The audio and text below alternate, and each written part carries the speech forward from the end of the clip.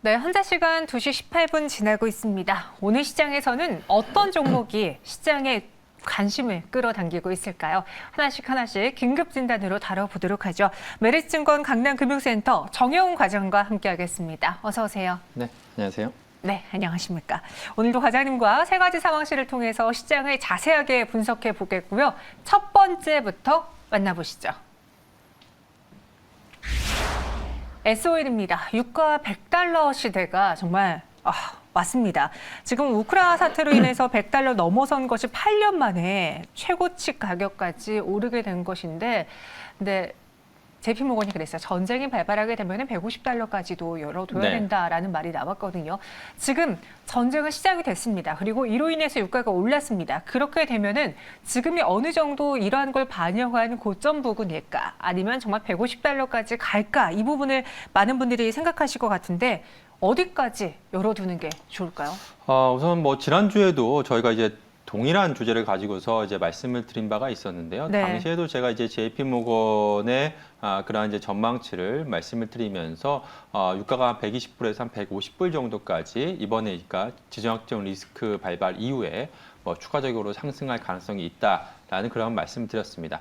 그러면서 지난주에 말씀드린 부분이 이번에 지정학적 리스크가 발발한 이후에 이제 국제유가가 지금 일제히 지금 100불을 넘어서면서 지금 단기간에 상승을 하긴 했지만 사실 그 전에 그러니까 지정학적 리스크가 발발되기 이전에도 국제유가가 이미 80불대까지 상승을 했습니다. 잘 아시다시피 불과 한 2년 전만 하더라도 국제유가가 마이너스 유가 얘기가 지금 나왔던 그러한 상황이었죠. 그러니까 당시에 이제 코로나19 이후에 이제 국제유가가 이제 급락을 하면서 당시에 정말 국제유가 마이너스 유가까지 선물 가격 기준으로 봤을 때 그렇게 지금 갔었는데요. 그 저점 대비해서는 지금 국제유가가 지금 7, 8배, 그러니까 거의 한 2년 동안 상승을 했다라고 볼 수가 있겠습니다. 즉 이번에 지정학적 리스크를 제외한다 하더라도 이미 유가는 80불대까지 상승을 해왔었고요. 지금 추가적으로 여기서 한 20% 정도 이상 지금 이제 상승을 했는데 그렇기 때문에 만약에 지금 이제 러시아와 이제 우크라이나 지금 사태가 계속해서 좀 전쟁이 장기적으로 진행이 된다라고 한다면 충분히 150불대까지의 그런 전망치만큼 추가적인 상승 가능성도 열어놔야 되지 않을까 그렇게 보고 있습니다.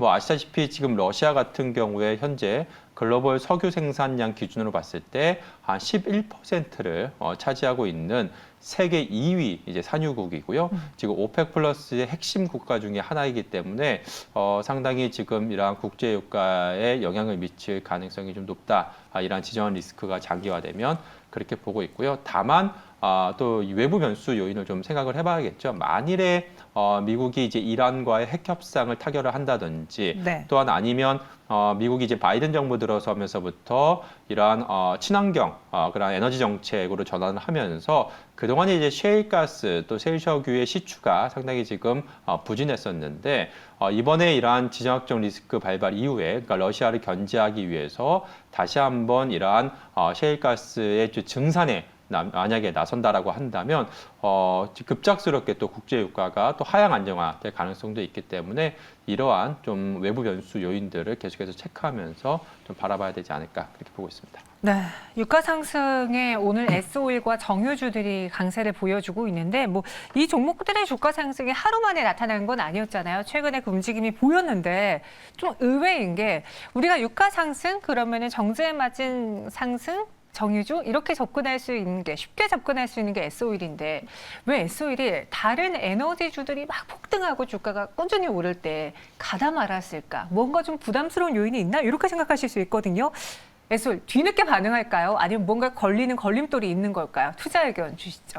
네, 우선 지금 현재 뒤늦게 좀 반응을 하고 있는 것으로 보여지고 있고요. 제가 지난주에도 동일한 말씀 드렸었는데 지난주에도 저희가 주제가 이러한 유가 관련한 그러한 소위 말해서 테마주들, 그러니까 국제유가, 유가 상승 수혜주들이 일제히 상승하는 반면에 실질적인 수혜 업종이라고 할 수 있는 이러한 정유주들은 왜 주가가 하락하는지 그러한 부분에 대해서 말씀드렸었는데요. 당시에도 제가 그러한 테마주들보다는 오히려 지금 시점에 추가적으로 국제유가가 상승한다라고 한다면 결국에는 이 정유주가 이러한 정제마진 개선과 함께 수혜를 볼 수밖에 없기 때문에 정유주에 뭐 주목을 해보는 게 좋겠다라는 그런 의견을 드렸었는데요. 지금 현재 이제 그동안에 이제 디커플링 되었던 즉 이제 국제유가 상승과 정유주의 주가 상승이 같이 움직이는 게 아니라 반대 방향으로 좀 움직였었는데 이제는 다시 이제 재차 정유주와 국제유가 상승의 주가 움직임이 좀 같이 좀 나타나고 있다라 볼 수가 있겠습니다. 지금 정제 마진의 강세가 지금 지속이 되고 향후 정유 사업 쪽에 강한 실적 모멘텀이 부각될 가능성이 있기 때문에 뭐 정유주들 같은 경우 당분간 계속해서 좀 주목을 해봐야 되지 않을까 그렇게 보고 있고요.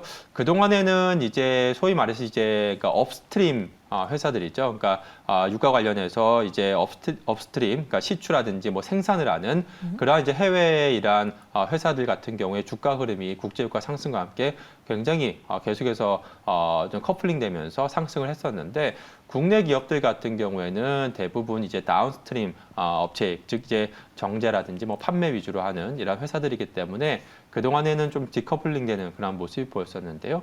지금 국제유가가 계속해서 좀 상승하고 있고 당분간 이러한 타이트한 좀 공급이 좀 계속해서 이어질 가능성이 있기 때문에 네. 추가적인 국제유가 상승 가능성을 열어놓는다라고 한다면 충분히 정유주들도 추가적인 상승 열어내야 되지 않을까 그렇게 보고 있고요. 그래서 SOE 같은 경우에 사실 오늘 주가가 뭐 급등하는 거지 그동안에 계속해서 뭐 주가가 이제 하향 안정화됐습니다. 그렇기 때문에 충분히 추가적으로 한 11만 원 정도 선까지는 주가 상승 좀 열어놓고 보시면 좋지 않을까 그렇게 보고 있고요. 손절 라인은 최근 저점인 즉 지정학적 리스크 발발 이전에 주가 수준인 8만 원 정도로 손절 라인 보시면서 지금은 우상향 쪽으로 좀 초점을 맞추신 투자가 좀 바람직하지 않을까 그렇게 보고 있습니다. 네, 뒤늦게 지금 시동이 걸렸다라고 평가했습니다. SOE 목표 주가 11만 원, 손절가 8만 원. 다시 한번 이 종목의 주가 상승에 더 기다려 보겠고요. 그럼 이외에 먼저 반응한 에너지주들 많잖아요. 뭐 천연가스 가격도 폭등한다, 뭐 한다 하면서 최근에 뭐 대성에너지 이런 종목들은 상한가까지 가고 그랬는데 그럼 그 외에 대체 에너지를 찾는다라고 하면은 우리가 볼 수 있는 에너지원 또 볼 수 있는 에너지 관련주 탑픽으로 무엇이 있을까요? 제가 앞서 지금 미국에서도 그동안에 이제 친환경 에너지 정책과 함께 이제 셰일가스가 계속해서 좀 시추가 좀 중단이 됐었는데 네. 지금 이러한 지정학적 리스크와 함께 다시 한번 이러한 냉전 체제가 이어진다라고 한다면 미국에서도 이제 셰일가스의 증산에 나설 가능성이 있다라는 그러한 말씀드렸었는데요. 마찬가지로 국내 같은 경우에도 지금 이러한 러시아, 우크라이나 사태로 인해서 그동안에 이제 원전 축소 정책에서 이제 원전 확대 정책으로 좀 바뀔 가능성이 높지 않나 그렇게 보여지고 있습니다. 최근에 뭐 문재인 대통령 발언과 함께 원전 관련주들이 또 일제히 또 주시장에서 최근에 계속해서 상승하는 모습이 나타나고 있죠. 향후에 대선 이후에도 원전 추가적으로 그러니까 원전 정책이 좀 바뀔 가능성이 있기 때문에 이러한 원전 관련주 가운데서 특히나 이제 한전 기술을 좀 주목해 보면 좋지 않을까 그렇게 보여주고 있고요. 한전 기술 같은 경우에 국내 원전 확대 움직임과 함께 최근에 이러한 모멘텀이 좀 부각이 되고 있는 상황입니다. 향후에 앞서 말씀드린 것처럼 추가적으로 만약에 대선 이후에 이러한 원전 정책이 바뀐다라고 한다면 향후에 이제 원전 이제 프로젝트 수주가 상당히 늘어날 가능성이 있기 때문에 뭐 한전 기술 같은 경우 현재 시점에서 좀 관심 있게 봐야 되지 않나 그렇게 보고 있습니다. 한전 기술 이야기해 주셨습니다. 국내 원전 확대 움직임 안에서 모멘텀을 받아갈 수 있는 종목 그리고 뜨거운 에너지주 그 안에서 탑픽으로 골라봤고요. 이어서 두 번째 종목 넘어가 보겠습니다.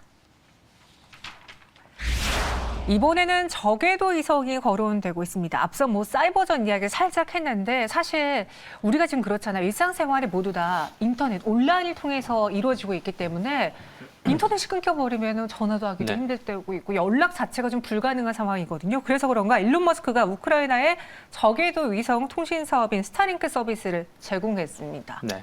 그래서 또 일론 머스크가 칭찬을 받고 있던데 그렇죠. 그러니까 네. 어떤 서비스인가요? 네, 또 지금 그 전에 뭐 말씀드릴 부분은 최근에 러시아 침공 이후에 우크라이나가 상당히 좀 잘 방어를 네. 하고 있잖아요. 근데 또 일각에서 나온 얘기는 그러한 이유 중에 하나가 또 이제 미국에서 소위 말해서 이제 뭐 어떻게 보면 게임 용어로 뭐 맵팩이라고 하죠. 그러니까 미국에서 그러한 정보를 상당히 이제 우크라이나에 잘 알려주고 있고 또 이 위성을 통해서 지금 러시아군의 움직임에 대해서 상당히 정보를 좀 제공하고 있다라는 그러한 얘기도 좀 나오고 있는데요. 그만큼 지금 이러한 전 세계적으로 향후에도 그러니까 이러한 위성이라든지 이러한 또 인터넷 관련해서 그런 서비스가 굉장히 좀 중요해지는 그러한 부분이다라고 보시면 될 것 같습니다. 지금 뭐 스타링크 관련해서 서비스 같은 경우에는 지금 뭐 일론 머스크가 지금 대대적인 투자를 하고 있죠. 궁극적인 목표로는 이제 화성 탐사를 위해서, 그러니까 화성에 이제 식민지를 건설하기 위해서 그 주요 이제 요인 중에 하나로 스타링크 비즈니스를 이제 확대를 나가고 있는 상황인데요. 지금 2020년대 말까지 지금 42,000개가 넘는 그러니까 위성을 그냥 소규모 위성을 발사를 해서 세계 어디에서나 상당히 초고속 인터넷 서비스를 제공받을 수 있게 하는 게 좀 목적이다라고 볼 수가 있겠습니다.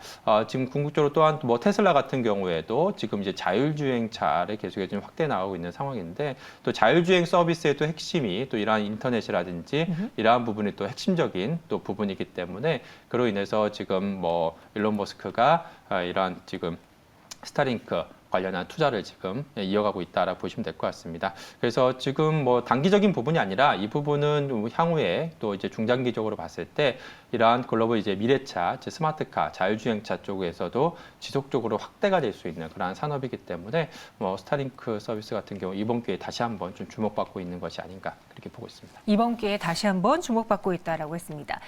적에도 이성하면 국내에서 가장 먼저 떠오르는 기업이 인텔리안테크잖아요. 원웹과 함께 실제로 납품을 한 이력이 있기 때문에 다른 기업들도 저궤도 위성 사업에 뛰어들게 되면 인텔리안테크를 가장 먼저 차지할 가능성이 있다. 아마 여러분들 이렇게 알고 계실 텐데 당장 인텔리안테크도 실적으로 보여지고 있는지 글로벌 저궤도 위성통신 안테나 1위 업체입니다. 이 회사에 대해서 어떻게 평가하시는지요? 네, 우선 뭐 단기적으로 실적은 이번 4분기를 놓고 봤을 때는 상당히 좀 잘 나왔다라고 볼 수가 있겠습니다. 지난 4분기 실적을 보면 분기 기준으로 사상 최대 매출을 달성을 했고요.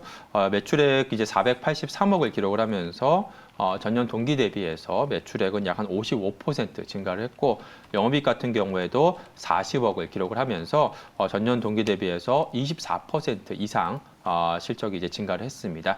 그렇지만 지금 이러한 실적이 일단 지난 3분기까지는 좀 부진한 실적이 나왔기 때문에 네. 4분기 실적이 좀 일회성인지 아니면 올해 추가적으로 이러한 실적 성장세가 이어질지 여부는 좀 추가적으로 확인을 해봐야 되지 않을까 그렇게 보고 있습니다.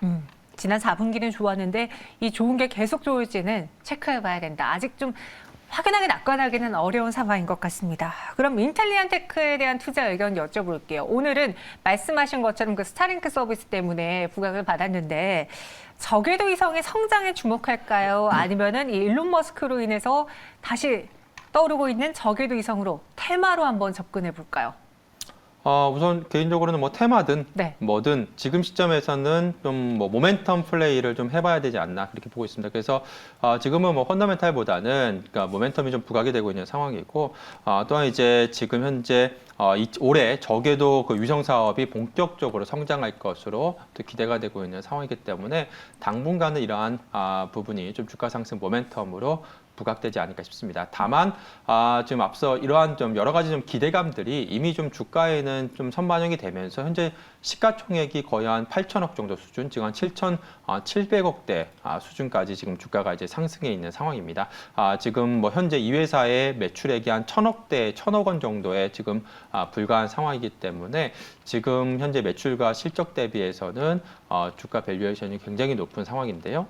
이러한 부분이 지금 올해부터 저궤도 위성 그런 관련 사업이 본격적으로 좀 성장할 것이다라는 그런 기대감이 어느 정도 주가에는 선반영된 그러한 시점이기 때문에 여기서 또 뭐 아주 장기적인 그런 관점의 투자보다는 단기적인 그런 모멘텀 투자 컨셉으로 좀 접근하시면 좋지 않을까 그렇게 보고 있습니다. 알겠습니다. 인텔리안테크 테마든 아니면 향후의 성장성을 보든 무엇이든 간에 모멘텀 플레이는 충분히 가능한 종목이다 이야기하셨습니다. 저궤도 위성 사업의 본격 성장을 기대해 보겠고요. 인텔리안테크도 같이 볼게요. 세 번째 만나보시죠. 영업이익 500% 급증한 코스모화학도 보겠습니다. 지난해 영업이익이 306억 원을 기록했어요. 전년 동기 대비 506%나 상승을 했는데 코스모화학 이게 이렇게 잘 나올 수 있었던 배경 무엇인가요? 우선 뭐 지난해 같은 경우에 지금 이제 코발트 가격도 네. 많이 상승을 했고요. 그러니까 2차 전지향 또 매출이 좀 증가를 했고 코발트 가격 상승과 함께 이런 원가율이라든지 또한 고정비 비중이 좀 하락을 하면서 전반적으로 좀 수익이 좀 개선이 된 것으로 그렇게 좀 보여지고 있습니다. 네, 2차 전지향 매출과 코발트 가격이 상승했다. 근데 최근에 2차 전지주들이 다 같이 좀 조정을 받으면서 뭐 여러 가지 요인들이 합쳐지면서 조정을 받으면서 폐배터리 이야기도 살짝 줄어들었지만 한때 이 폐배터리의 테마주들도 뜨거웠었거든요. 네. 근데 우리가 이 테마로 다루지 않고 있는 동안 국내 3사 굵직한 뭐 삼성 SDI, SK온, LG 에너솔루션은 계속 이 시장에 투자를 하면서 시장을 확대시키고 있다고 하는데 그럼 이럴 때 주목받지 않고 있을 때 우리는 계속 투자해봐야 되지 않을까요?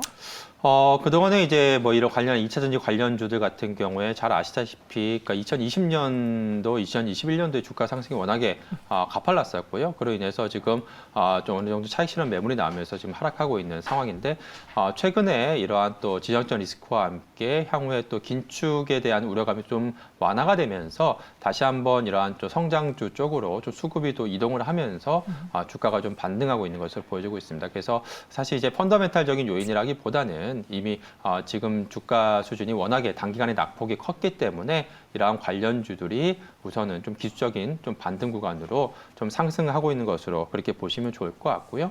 이 폐배터리 사업 같은 경우에는 아시다시피 이제 단기적으로 뭔가 가시적인 성과가 날 수 있는 부분이 아닙니다. 네. 결국에는 전기차 시장이 확대가 되고 이러한 그동안 이제 보급됐었던 전기차들이 이제 폐차 수준을 밟게 되면 거기에서 남게 되는 이러한 폐배터리를 이용해서 비즈니스를 하는 그런 모델이기 때문에 지금 당장의 폐배터리 사업을 해서 뭔가 가시적인 성과를 나올 수는 없는 거고요. 하고 최소 10년, 한 20년, 30년 뒤에 이 시장이 커지는 그런 시장이기 때문에 지금 뭐 국내 대표적으로 뭐 LG화학이라든지 뭐 지금 삼성 SDI라든지 SK라든지 이런 대기업들 같은 경우에도 소규모 좀 지분 투자를 하면서 이 시장 향후에 이제 시장이 커질 가능성이 있기 때문에 좀 대비를 하는 정도지 본격적으로 이쪽 비즈니스에 대규모 투자를 하고 있지는 않다라고 보시면 될 것 같습니다. 그래서 이쪽 폐배터리 같은 경우에는 단기적인 것보다는 지금 현재 시점에 단기적으로는 좀 테마성 이슈가 크다라고 보시면 될 것 같고요.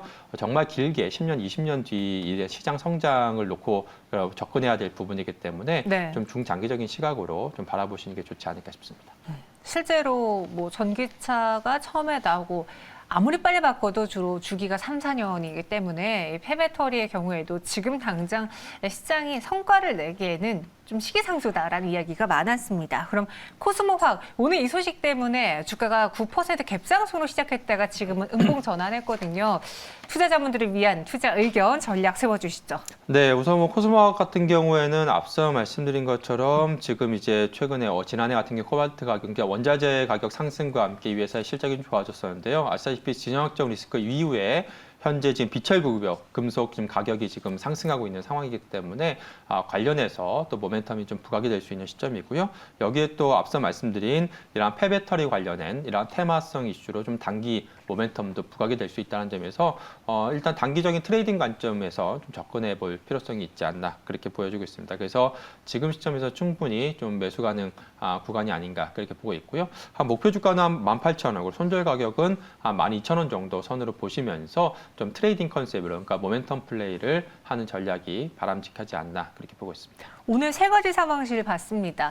에너지주 봤고요. 그리고 두 번째로는 적외도 위성 관련주, 세 번째는 폐배터리 시장 이야기했는데 지금 시점에서 그러면 정영 과장님의 탑픽 섹터, 탑픽 상황실을 골라보자면 무엇이 될까요? 네, 앞서 제가 쭉 말씀드린 것처럼 이제 뭐 적외도 위성이라든지 뭐 이러한 폐배터리 이러한 부분은 좀 테마성 이슈다라는 말씀을 계속해서 제가 드렸습니다. 그렇기 때문에 이러한 심리가 또 바뀌게 되면 언제든지 주가 변동성이 좀 나올 수 있다라는 점, 그렇기 때문에 모멘텀 트레이딩이 좀 필요하다라는 의견을 드렸는데 정유주 같은 경우에는 이제 그동안에 이제 디커플링 돼 있다가 이제는 좀 터커플링 되는 그런 모습이 좀 나타나고 있다라는 그런 말씀을 드린 것처럼 지금 국제유가 상승세가 계속해서 이어진다라고 한다면 이러한 정유주 같은 경우에 정제 마진 지금 강세와 함께 향후 이러한 실적 모멘텀이 부각이 될 수 있다는 점, 특히나 주가 역시도 지금 바닥권에서 이제 상승하고 있는 그러한 상황이기 때문에 그동안의 유가 상승과 좀 주가가 반대 방향으로 움직였다라고 한다면 이제는 좀 빠르게 이런 커플링되는 좀 모습이 좀 나타날 가능성도 크지 않나 싶습니다. 그래서 저는 개인적으로 에너지주, 이러한 정유주 쪽에 집중하는 게 좋지 않을까 이렇게 보고 있습니다. 네, 이미 강하게 쏘아 올린 그런 신재생 에너지주들보다는요, 정유주 관련해서 뒤늦게 지금 시동을 걸고 있는 이 종목들을 살펴보시면 좋을 것 같습니다. 세 가지 상황씩 오늘은 정혜웅 과장님과 함께 알아봤어요. 고맙습니다. 네.